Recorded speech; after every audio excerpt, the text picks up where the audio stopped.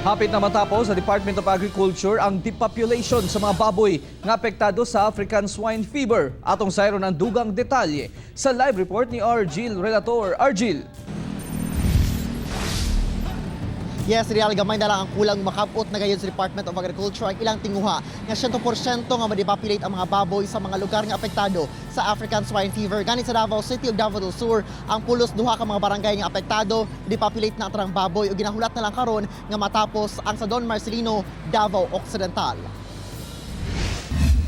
99% na o 15,841 sa 16,062 ka mga baboy nga apektado sa African swine fever nga sakop sa 1 kilometer radius ang napailaw na sa Culling.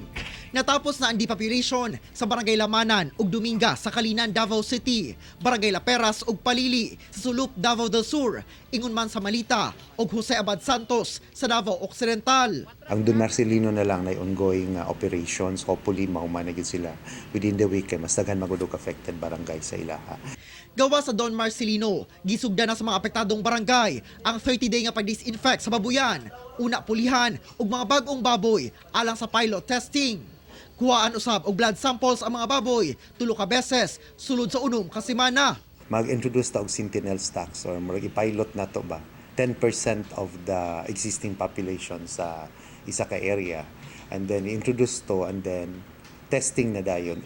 Kung magnegatibo sa mga test ang mga baboy, mamahimo na nga madeklara nga ASF free na ang lugar ug pwede na mabalik sa normal ang hog racing activity.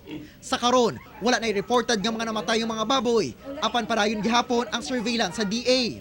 Ginaproseso na sab ang 5,000 pesos nga financial assistance sa mga apektadong hog racers. Real sa karon nagpabili na ang ban sa meat, ingon man meat products no sa baboy sa pagsulod sa Davao City. Real. Okay, salamat Argil Relator.